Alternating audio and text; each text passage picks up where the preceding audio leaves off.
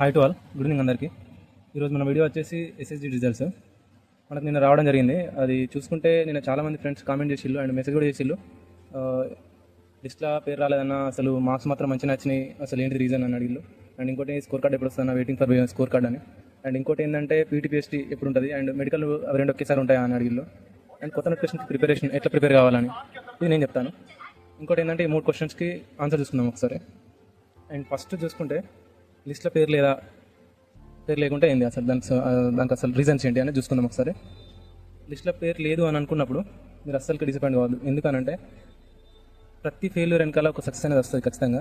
ఇప్పుడు అంటే ఈసారి లిస్ట్లో పేరు వచ్చిన వాళ్ళు కూడా ఒకప్పుడు ఫెయిల్ అయిన వాళ్ళు ఖచ్చితంగా, అంటే 100% మీరు అడగండి వాళ్ళని కూడా. ఇది ఎందుకు చెప్తున్నా అంటే నాప్పుడు కూడా అంటే నాది కూడా నేను 2022 or 21 2 times రాసిన. 2 times ఒకసారేమో మన ఈ రిటర్న్ టెస్ట్లో ఫెయిల్ అయినా, ఇంకొకటి ఈవెంట్లో ఫెయిల్ అయినా చెస్ట్లో. అంటే మనకు ప్రతి ఫెయిల్ అయిన ఒక సక్సెస్ అనేది ఖచ్చితంగా వస్తుంది, మనం ఆగిపోవడానికి అవసరం లేదు. వీడియోకి వెళ్దాం, లెంత్ అవుతుంది వీడియో. అండ్ చూసుకుంటే లిస్ట్లో పేరు రాకపోవడానికి గల రీజన్స్ చూసుకుంటే ఒక 4-5 రీజన్స్ ఉంటాయి. నేను కొన్ని రీజన్స్, నాకు తెలిసిన రీజన్స్ నేను చెప్తా. ఫస్ట్ చూసుకుంటే మనకు కీలో కరెక్ట్గా ఆన్సర్స్, అంటే మనకు ఫస్ట్ కీ రిలీజ్ చేసిరు కదా, అప్పుడు March 3rd 4th రిలీజ్ చేసిరు మనకు కీ అనేది ఆన్సర్కి. మధ్యలో కొన్ని డిస్టర్బెన్సెస్ వల్ల మనకు రిజల్ట్ అనేది లేట్ రావడం జరిగింది. అండ్ ఇంకోటి చూసుకుంటే కీలో మార్క్స్ కరెక్ట్గా చూసుకోకపోవడం. కొంతమందికి మార్క్స్ అనేది చూసుకోవడం రాకపోవడం వల్ల వాళ్ళు ఎట్లా అంటే నెగిటివ్ చేయడం రాదు వాళ్ళకి. ఎట్లా అంటే ప్లస్లు కలుపుతున్నారు కానీ మైనస్ లెటర్ తీసేయాలని ఇది చేస్తలేరు. అట్లాంటి వాళ్ళు ఏంటంటే ప్లస్లో పెట్టుకొని ఇప్పుడు ప్లస్లో అంటే యాడ్ చేస్తే ఒక 82 మార్కులు వచ్చినాయి అనుకో, ఇప్పుడు నెగిటివ్స్ ఒక 18 మార్కులు అయినాయి అనుకో, ఈ 18 మార్కులు మైనస్ చేస్తలేదు నెగిటివ్. ఇప్పుడు నాకు 82 వచ్చినాయి అందరితో చెప్పుకుంటూ నీకు క్వాలిఫై అవుతా అన్నట్టుగా ఆ డైనమోలో ఉండిపోతుంది అన్నట్టు. సో అట్లాంటి వాళ్ళకి ఇది. అండ్ ఇంకోటి నార్మలైజేషన్ అనేది అందరికి ఒకేలా ఉండదు. నేను ప్రతి ఒక్క వీడియోలో చెప్పిన నార్మలైజేషన్ అనేది డిఫరెంట్గా ఉంటుంది ప్రతి ఒక్కరికి. ఇప్పుడు 40 మార్కులు ఉన్న వాళ్ళకి 60 కావచ్చు, 45 మార్కులు ఉన్న వాళ్ళకి 50 కావచ్చు. అట్లా ఉంటుంది నార్మలైజేషన్ అనేది. అంటే అందరికి ఒకేలా ఉంటుందని చెప్పలేము. ఒకరికి 25 మార్కులు అడగవచ్చు, ఇంకొకరికి 3 మార్కులు అడగవచ్చు. డిపెండ్ ఆన్ షిఫ్ట్ని బట్టి, వాళ్ళ షిఫ్ట్ని బట్టి ఉంటుంది.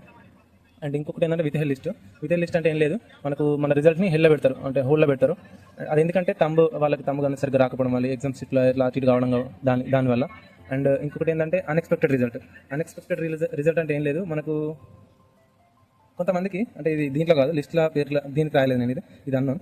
ఇది ఎట్లా అంటే కొంతమందికి 50 మార్కులు వచ్చినాయి.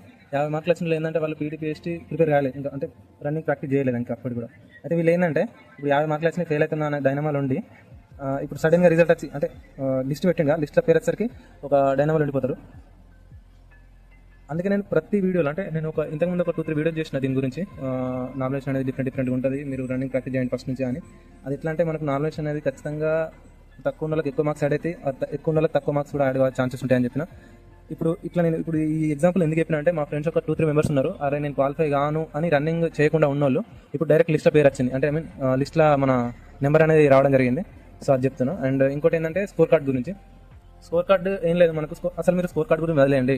ఎందుకంటే మనకు ఆల్మోస్ట్ ఇప్పుడు లిస్ట్లో పేరు వచ్చింది అంటే మీరు ఆల్మోస్ట్ 99% మీరు దగ్గరలో ఉన్నట్టు. మీకు ఏం ఇంకా అడ్డంకులు ఏం లేవన్నట్టు ఇంకా. స్కోర్ కార్డ్ గురించి ఆలోచించకండి. వస్తే ఇంకో 10 daysలో వస్తుంది, అసలు 2-3 daysలో కూడా రావచ్చు, చెప్పలేము. మా అప్పుడైతే అదే రోజు రిలీజ్ చేసిండు, అసలు స్కోర్ కార్డ్ అదే రోజేమో వచ్చింది సాయంత్రం. అట్లా ఉంటుంది, అంటే మనకు చెప్పలేము అది. అసలు మనకు దీన్ని ఏది కూడా చెప్పలేము. మన ఎస్ఎస్సి బోర్డు అనేది ఎప్పుడు ఏది చేస్తుంది అనేది ఎవరు కూడా చెప్పలేరు. ఇది గుర్తుపెట్టుకోండి. ఎన్నో ఛానల్స్లో చెప్తుంటారో ఇట్లా ఇప్పుడు వస్తుంది అని, ఏది చెప్పలేము. ఓకే. అండ్ ఇంకోటి ఏంటంటే అండ్ థర్డ్ వన్ చూసుకుంటే పీఈటీ పిఎఫ్టీ ఎప్పుడు అని. అండ్ మెడికల్ ఉంటే 2 ఒకేసారి ఉంటాయా అని అడుగుతున్నారు. ఇది ఇప్పుడే కాదు, చాలామంది ఇంతకుముందు కూడా కొన్ని వీడియోస్కి మెసేజ్ చేసిళ్ళు, అన్న 2 ఒకేసారి ఉంటాయా ఇట్లా అని. ఇది చూసుకుంటే మనకు ఈసారి టైం ఉంది, నాకు తెలిసి మ్యాక్సిమం సపరేట్ చేస్తారు. అంటే పోయినసారి ఏంటంటే తొందర చేయాలి అక్కడ మా ట్రైనింగ్, అంటే మేము అప్పుడు ట్రైనింగ్లో ఉండేది. ట్రైనింగ్లో వాళ్ళు అంటే వీళ్ళది అయిపోగానే వాళ్ళని తీసుకుంటాం కాబట్టి 2 ఒకేసారి చేసేస్తే వాళ్ళని కూడా వెంటనే ఫిల్అప్ చేయొచ్చు అన్నట్టు ప్లాన్ కొద్ది చేసేసిళ్ళు. సో ఇప్పుడు అంత ఎమర్జెన్సీ లేదు కాబట్టి మ్యాక్సిమం సపరేటే ఉంటాయి. ఎందుకు అని అంటే ఇప్పుడు ట్రైనింగ్ ఆల్రెడీ ఇప్పుడు 6 months అయిపోతుంది ట్రైనింగ్ అయిపోయి, ఇంకా 6 months ఉంది. అంటే 6 monthsలో మనకి నోటిఫికేషన్ అనేది కంపల్సరీ కంప్లీట్ అవుతుంది. ఇంకో 6 monthsలో పక్కా 100% ఇది. ఎట్లా అంటే ఇప్పుడు 2 monthsలో మనకు 2 monthsలో రన్నింగ్ అనేది అయిపోతుంది, ఇంకో 2 monthsలో మెడికల్ అయిపోతుంది. 2 months అయిపోయినా మనకు రిజల్ట్ రావడానికి ఒక 1 month వేసుకో, 5 months. అంటే వితిన్ 6 monthsలో రిజల్ట్స్ అనేది వచ్చేస్తే మనం ట్రైనింగ్కి వెళ్ళిపోతాం. November December కల్లా ఇలా పిఓపి అయిపోతుంది. తర్వాత January February November Decemberలో మీ జాయినింగ్స్ అనేది ఉండొచ్చు, చెప్పలేము, అట్లా ఉంటుంది.